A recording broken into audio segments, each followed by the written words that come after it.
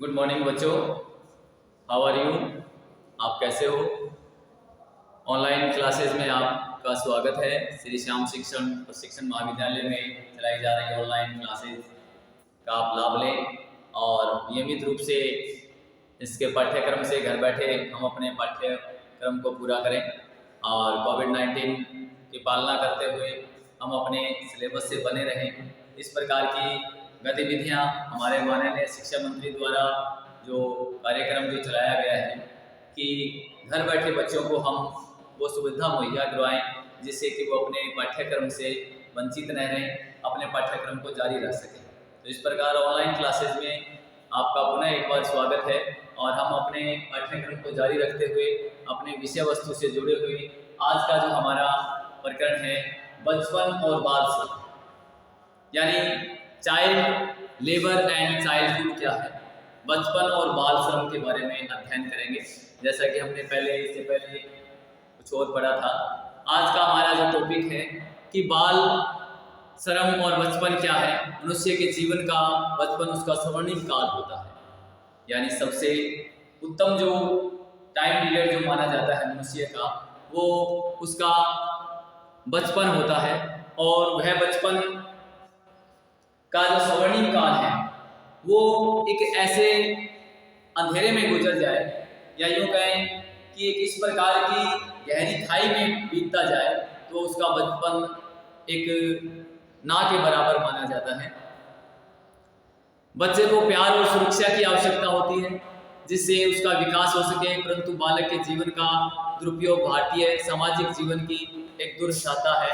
लगभग 1 करोड़ बालक अपनी शिक्षा प्राप्त करने की उम्र में ही अस्वस्थ, तंग गलियों में तथा घातक व्यवसायों में कार्य करते हैं। कल कारखानों में, फैक्ट्रियों में कार्य करते हैं, जो आप लोग देख भी रहे हैं दैनिक जीवन में कि कम आयु के जो बच्चे हैं वो अपने उस कार्य में ऐसे समय में जहाँ उनका समय है खेलने कूदने का, अध्ययन करने का, परंतु विभिन्न कारणों से, विभिन्न परिस्थितियों के कारण वो अपने बचपन में ऐसे जोखिम भरे कार्यों में व्यस्त होते हैं जिससे उनका बचपन है वो गायब हो जाता है। लगभग 1 करोड़ बालक अपनी शिक्षा प्राप्त करने की उम्र में उस व्यवसाय से जुड़ जाते हैं जो उसके स्वास्थ्य पर गहरा प्रभाव छोड़ते हैं। अव्यावहारिक व्यवसाय में बाल श्रमिक कार्यरत हैं। नंगे पैर, दुबले पतले बालक अस्वस्थ वातावरण में लगातार 10 से 15 घंटे तक प्रतिदिन दुकानों में, फैक्ट्रियों में और कारखानों में कार्य करने में व्यस्त पाए जाते हैं। ऐसे बालक विभिन्न प्रकार की दुकानों, भोजनालयों, ढाबों या यूँ कहें ईंट भट्टों पर कार्य करते हुए हमें नजर आते हैं। छोटी छोटी कल कारखाने तथा लघु उद्योग केंद्रों में दिन रात कार्य करते पाए जाते हैं। अधिकांश बालकों को अपने जीवन का जोखिम उठाते हुए, अखबार बेचते हुए या ऐसे जोखिम भरे कार्य करते हुए हम प्रातः उनको देख सकते हैं। ये बच्चे हाथ में अखबार लिए हुए व्यस्त सड़कों पर दौड़ते हुए देखे जा सकते हैं। तो ये है उनका बचपन। ये सभी बाल श्रमिक लगभग भूखमरी के शिकार होते हैं। बच्चों के साथ बंधुआ मजदूरों की भांति दुर्व्यवहार किया जाता है। इन्हें इनकी आवश्यकता के अनुरूप मजदूरी नहीं दी जाती है, मानदेय नहीं दिया जाता है, देकर इन्हें मात्र अल्प मजदूरी प्रदान की जाती है, नामात्र की मजदूरी दी जाती है, जिससे वो अपनी भूख प्यास भी पूर्ण नहीं कर पाते हैं। इस वेतन से इन्हें 2 समय का भोजन भरपेट नहीं मिल पाता है।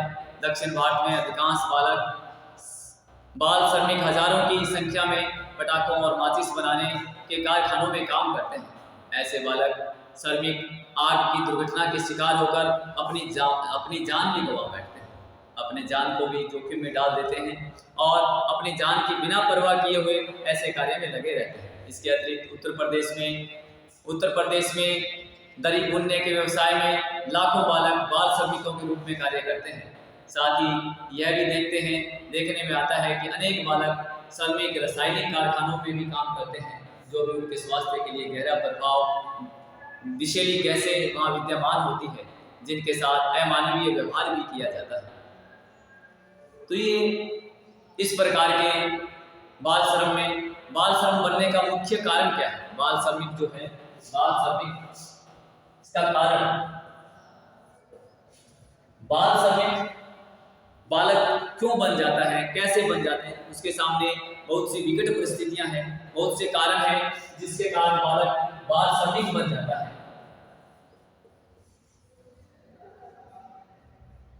बाल श्रमिक बनने के बहुत से रीजन जो हमारे सामने आते हैं।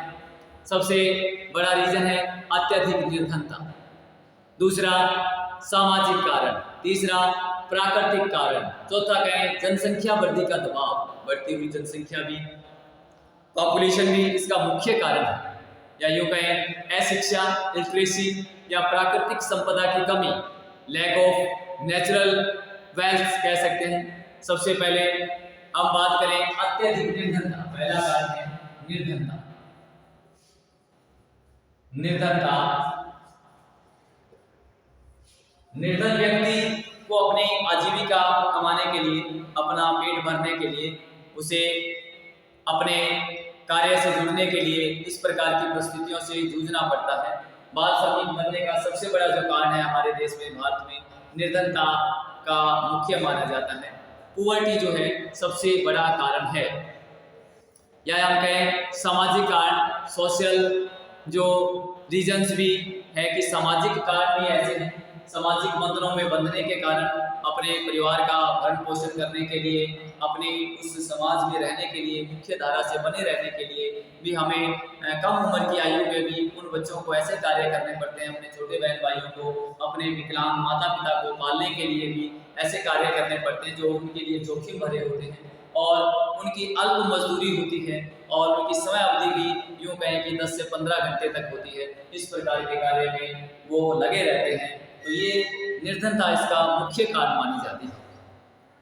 तीसरा कारण है प्राकृतिक कारण, नेचुरल रीजन्स भी है कि प्राकृतिक आपदा के कारण, प्रकृति का साथ नहीं देना, प्रकृति शुष्क है, अतिवृष्टि है, या यूँ कहें कि वहाँ प्राकृतिक जो है आपदाएं रहती हैं, ऐसे क्लाइमेट में भी ये भी एक बाल श्रमिक बनने का मुख्य कारण शो करती है, बतलाती है।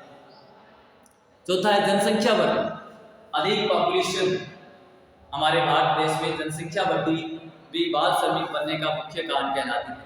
यहाँ जनसंख्या अधिक होने के कारण तथा संसाधनों की कमी, अनियंत्रित वर्षा और हमारा जो देश है कृषि प्रधान देश है, जिसमें ज़्यादातर जो जनसंख्या है वो कृषि पर निर्भर करती है।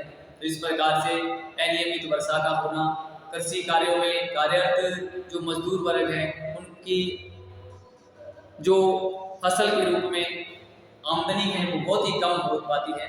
तो इस प्रकार से हम कह सकते हैं कि जनसंख्या वृद्धि भी बाल श्रमिक बनने का मुख्य कारण है।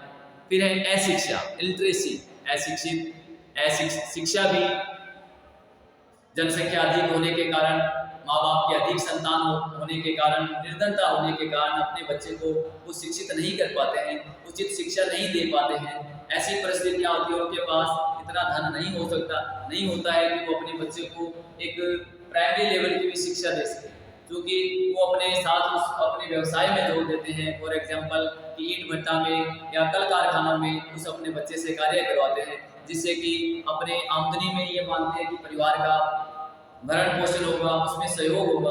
तो इस प्रकार से मान सकते हैं कि वो अपने बच्चे को पूर्ण शिक्षा नहीं दिला सकते हैं, और ये जो अशिक्षा है इस कारण से भी बच्चे बाल श्रमिक बनने का मुख्य कारण माना जाता है। तो हम बात करें बाल श्रमिक जो बनने से रोकने के उपाय क्या है, बाल श्रमिक रोकने से क्या उपाय है, इसके क्या उपाय करें। उपाय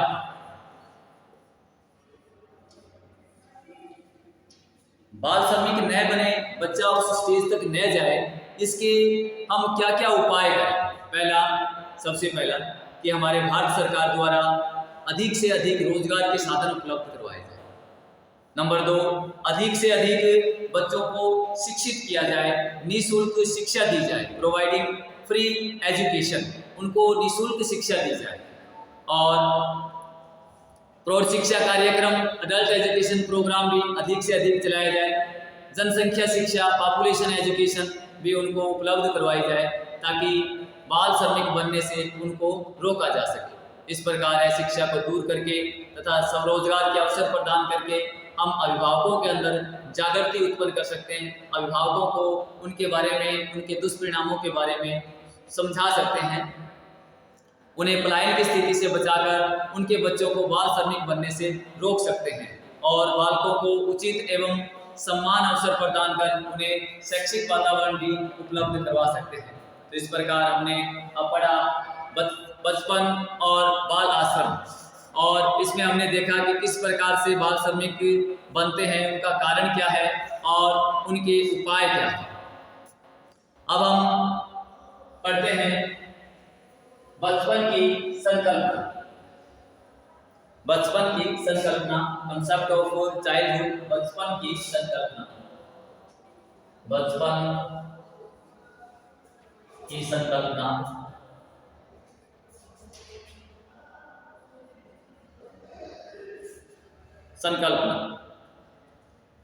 concept of childhood. Concept of childhood में कहते हैं कि बच्चे के जन्म से 6 वर्ष के काल से या 7 वर्ष के काल तक का जो समय होता है उसका बचपन कहलाता है। और कहते हैं कि बचपन बड़ा ही स्वर्णिम काल होता है बच्चे के लिए। उसकी माँ उसको गोद में उठा करके जब उसे झूला झुलाती है तो उसे बहुत ही आनंद की अनुभूति होती है। तो ये है बचपन। बचपन को सामान्यतः 6 से 7 वर्ष की आयु तक का माना जाता है। बचपन में एक बच्चा बिल्कुल कोरे कागज की तरह कहें या कोरी स्लेट की तरह होता है। उसे जो हम सिखाना चाहेंगे, जैसा हम बनाना चाहेंगे वैसा ही वो बन सकता है। वो डिपेंड करता है हमारे ऊपर, या यूँ कहें उस प्रकृति के ऊपर, उस अभिभावक के ऊपर, उस टीचर के ऊपर या उस वातावरण पे डिपेंड करता है कि हम बच्चे को कैसा बना सकते हैं। बच्चा एक कोरी स्लेट की भांति होता है, इस पर कुछ भी लिख सकते हैं। माँ बाप के स्नेह बंधन, कुछ समय के लिए बच्चा सबसे पहले शिक्षक शिक्षिका के संपर्क में आता है।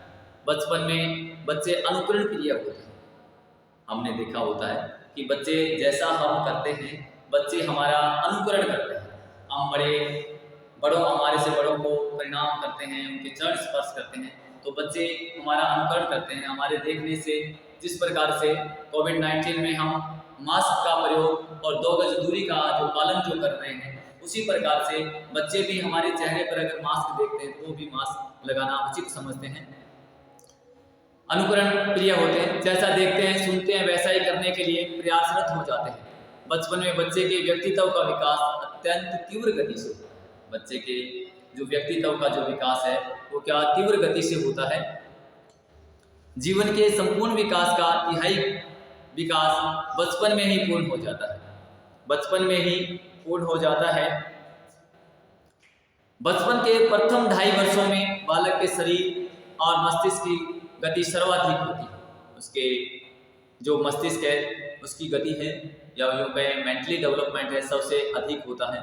परंतु इस आयु में बालक अपने घर में ही रहता है तथा जाने अनजाने घर की संस्कृति और पर्यावरण को आत्मसात करने लग जाता है। घर के जो कल्चर है, घर की जो संस्कृति है, घर का जो वातावरण है, उससे वो बहुत अधिक सीखता है। बचपन के शेष 3 वर्ष अर्थात 6 वर्ष की आयु तक बालक हाथ पैरों के उपयोग में नवीन कौशल अर्जित करता है। वह आत्मनिर्भर भी बन जाता है। अतः बचपन के समय में बालक विभिन्न क्रियाकलापों में समन्वय स्थापित करने लग जाता है। क्या करता है? समन्वय स्थापित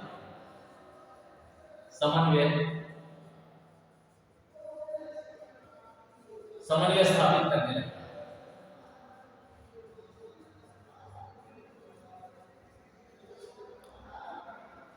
बचपन में बालक की क्रियाशीलता जो है उनकी प्रमुख विशेषताएं होती है कि वो किस प्रकार से क्रियाशील रहता है। सबसे पहले हम बात करें विभिन्न बिंदुओं की कि बालक के अंदर उसकी जो मांसपेशियां होती हैं उनमें वृद्धि होती है। बालक की मांसपेशियों में वृद्धि होती है अर्थात उसका शारीरिक विकास होता है। और नंबर 2 बात करें कि उसकी मांसपेशियां लगातार वृद्धि की ओर अग्रसर होती है। बालक में सीखने के साथ साथ ही भाषा का भी विकास होता है। 2 नंबर किसका? सीखने के साथ वो भाषा की ओर भी अग्रसर होता है, कुछ सीखना भी चाहता है लैंग्वेज के बारे में। और बालक के मिलने जुलने, परस्पर एक दूसरे के साथ खेलने से उसमें भावात्मक विकास होता है।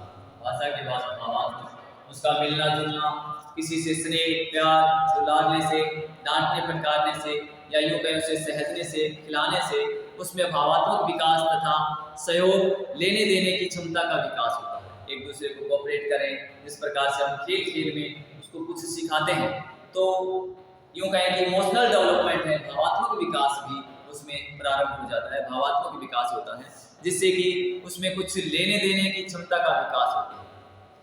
फिर हम यूं कहें आगे, सोचने विचारने की बौद्धिक क्षमता का विकास होता है। 4 नंबर जो है, सोचने विचारने की बौद्धिक क्षमता। कैसी बौद्धिक क्षमता? अपनी बुद्धि का धीरे धीरे काम लेना, बौद्धिक क्षमता, क्षमता का विकास।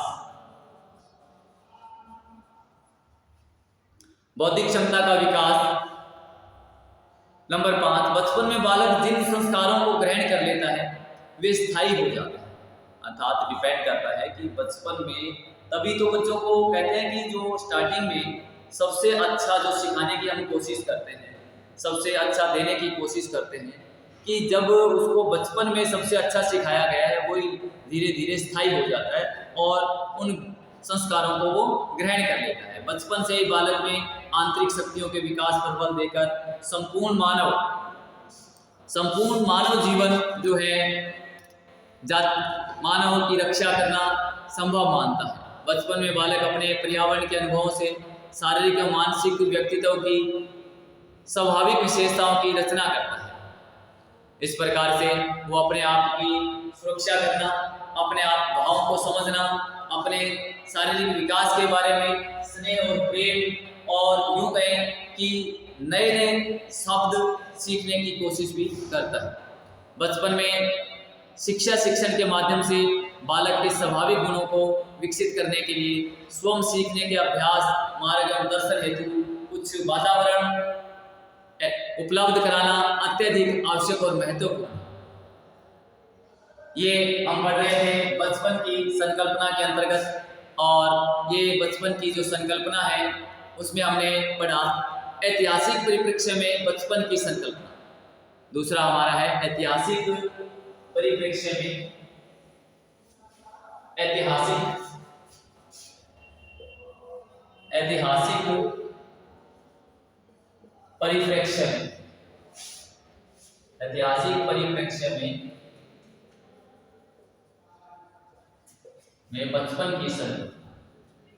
बचपन की संकल्पना।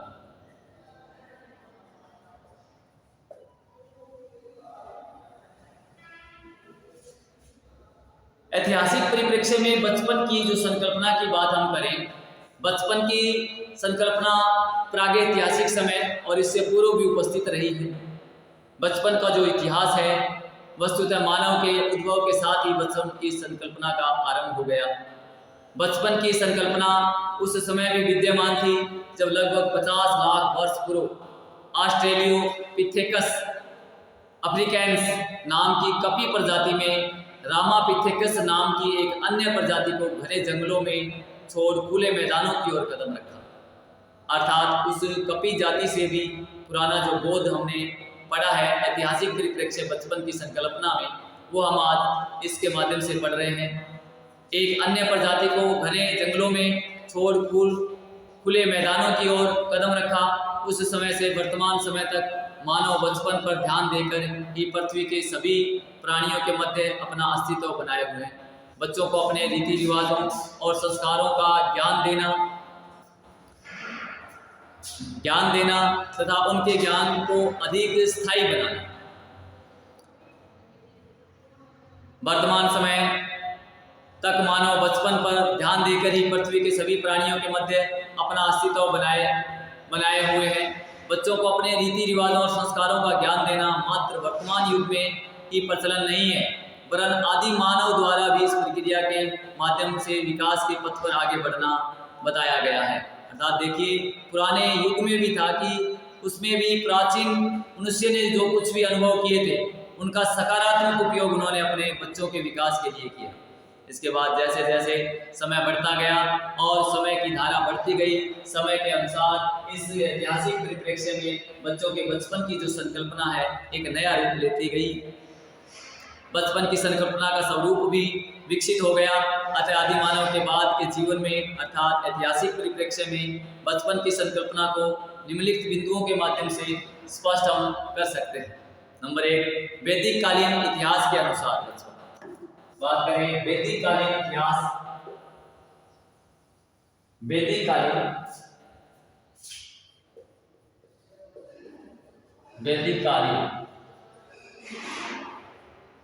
वैदिक कालीन जो इतिहास के अनुसार,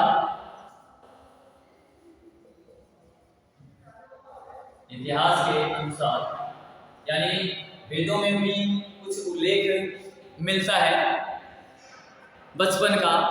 वैदिक कालीन इतिहास के अनुसार बचपन का स्वरूप तत्कालीन व्यवस्थाओं पर आधारित था।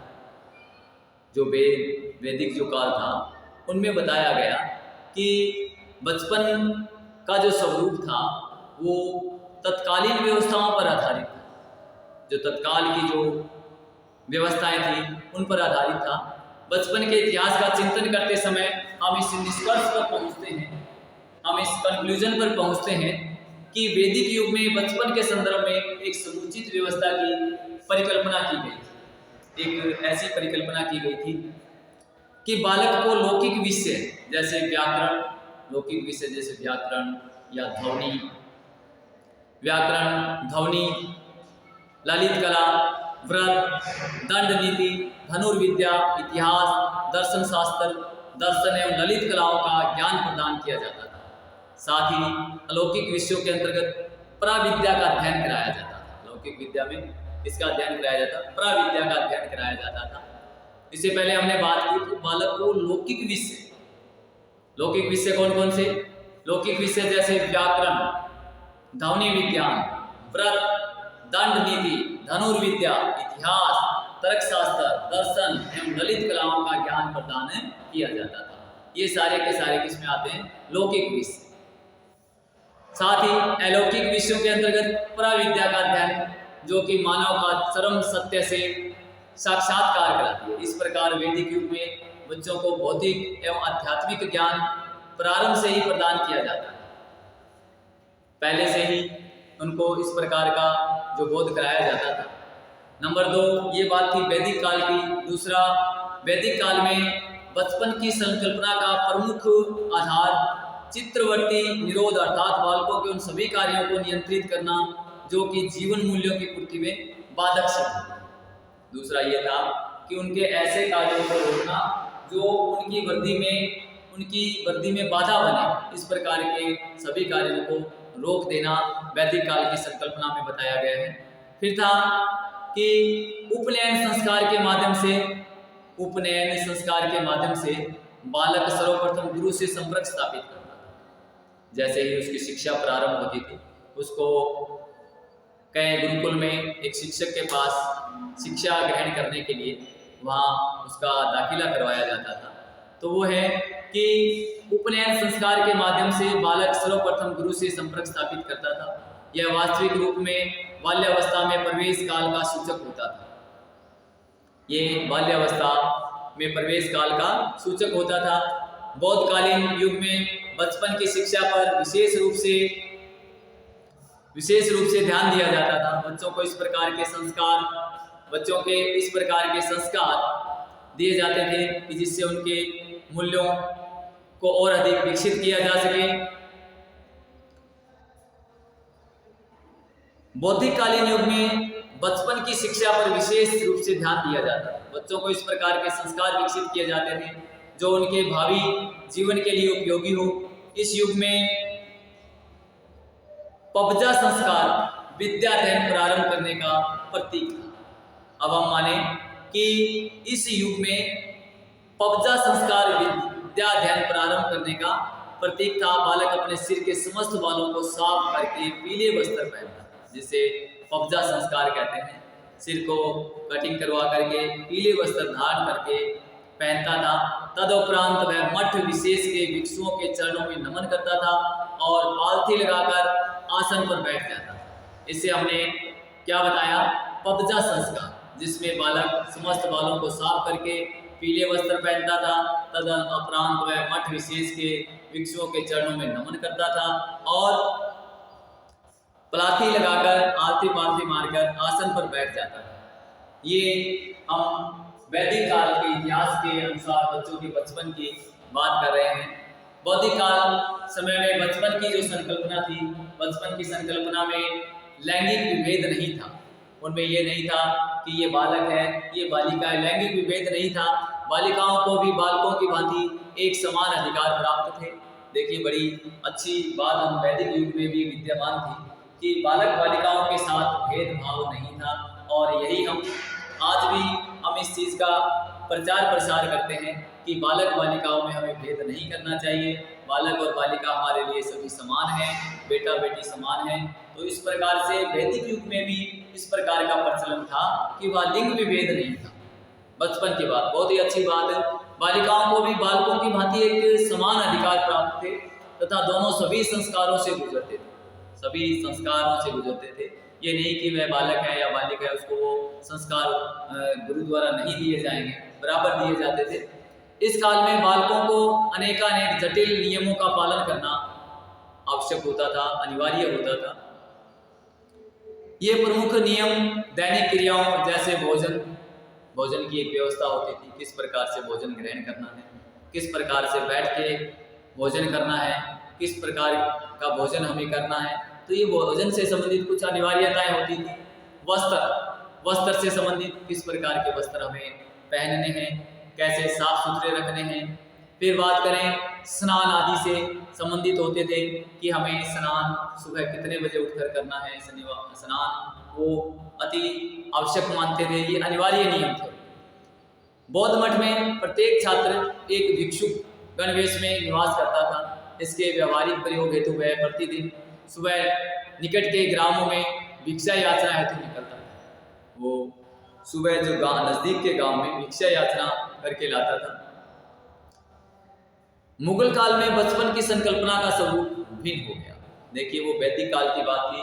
मुगल काल की बात करें तो मुगल काल में इस संकल्पना का थोड़ा सा जो स्वरूप है वो भिन्न हो गया था।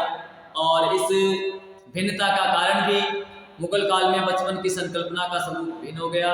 मुगल जीवन शैली भौतिक सुख साधनों और विलासी से प्रभावित थी। उसमें जो अधिक साधन संपन्न शैली थी, इसी कारण इस काल में बचपन की संकल्पना में से आध्यात्मिकता को पूर्ण रूप से निर्गत कर दिया गया। मुगलों के समय में बच्चों के मकतबों में प्राथमिक शिक्षा प्रदान की जाती थी। मकतबों में कहें या एलिमेंट्री जो पॉइंट कह सकते हैं, की जाती थी। प्राथमिक शिक्षा की व्यवस्था मस्जिद, मौलवियों के घरों तथा व्यक्तिगत स्थानों पर प्रदान की जाती थी तथा शिक्षा प्रारंभ करने से पूर्व बिस्मिल्लाह की रस्म अदा की जाती थी, सीखने की रस्म अदा की जाती थी। मुगल काल के बाद भारत में अंग्रेजों का शासन हुआ। इस समय बचपन की शिक्षा को अंग्रेजों ने अपने राजनीतिक उद्देश्यों के अनुरूप निर्धारित किया था। इन बिंदुओं के अध्ययन के आधार पर यह स्पष्ट होता है कि बचपन की संकल्पना और बचपन की शिक्षा व्यवस्था में परिवर्तन होते रहते हैं। केवल भारत में ही नहीं, वरन संपूर्ण विश्व में बच्चों की बचपन की जो संकल्पना है परिवर्तित होती रही है, भिन्न भिन्न समय में भिन्न प्रकार की रही है। बचपन की शिक्षा व्यवस्था में परिवर्तन होते रहे, केवल भारत में ही नहीं वरन संपूर्ण विश्व में बचपन की ऐतिहासिक संकल्पना दृष्टिगोचर होती है। और हम विभिन्न प्रकार के इन संकल्पनाओं को देखते हैं, इन संकल्पनाओं के बारे में पढ़ते हैं, सुनते हैं। प्राचीन रोम में बचपन से ही बच्चों को अनुशासित रखा जाता था। प्रारंभ से ही बच्चों को क्या रखा जाता था? अनुशासित रखा जाता था कि वो किस प्रकार से घर में, स्कूल में, अपने कक्षा में या यूं कहें अपने खाने पीने के कक्ष में, सोने के कक्ष में किस प्रकार से अनुशासित रहे। प्राचीन रोम में बचपन से ही बच्चों को अनुशासित रखा जाता था। उन्हें कठिन शारीरिक प्रशिक्षण दिया जाता था, ट्रेनिंग दी जाती थी, जिससे वे वीर सैनिक के रूप में विकसित हो सके, एक मजबूत सैनिक बन सके।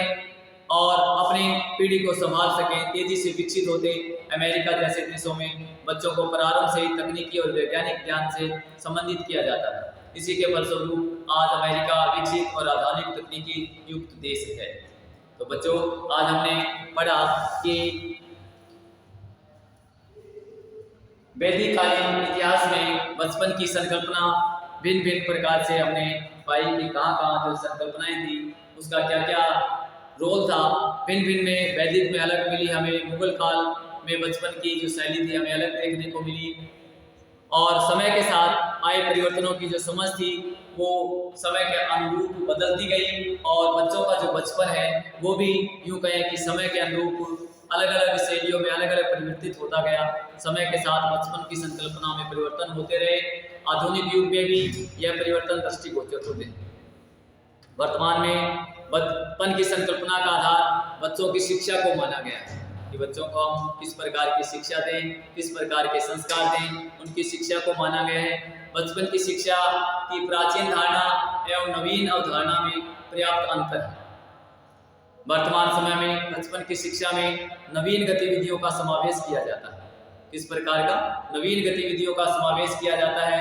प्राथमिक शिक्षा को अधिकार के रूप में सम्मिलित कर लिया जाता है, इसलिए उसके लिए कार्यक्रमों की रेखा परिवर्तित हो रही है। कार्यक्रमों की जो रेखा है वो परिवर्तित की जा रही है। शिक्षा में नवीन गतिविधियों का समावेश किया जाता है, प्राथमिक शिक्षा को अधिकार के रूप में सम्मिलित कर लिया जाता है, इसलिए उसके लिए कार्यक्रमों की रूपरेखा भी परिवर्तित हो गई है। आज सरकार के द्वारा विभिन्न प्रकार के कार्यक्रम तैयार किए जा रहे हैं जो कि 100% नामांकन, अपव्यय एवं अवरोध की समस्या का समाधान कर रहे हैं तथा प्रत्येक बालक को शिक्षा की धारा से जोड़ने का प्रयास किया जा रहा है। अतः समय के साथ आए परिवर्तनों की समझ के फलस्वरूप बचपन की शिक्षा के स्वरूप एवं उद्देश्यों का वर्णन जो हम विभिन्न बिंदुओं के माध्यम से भी किया है हमने, और आगे भी हम कर सकते हैं कि किस प्रकार से एक स्वरूप उद्देश्यों का वर्णन निम्न बिंदुओं के माध्यम से। पहला कि अनिवार्य शिक्षा, कंपल्सरी एजुकेशन। पहला अनिवार्य शिक्षा, नंबर 1 अनिवार्य शिक्षा।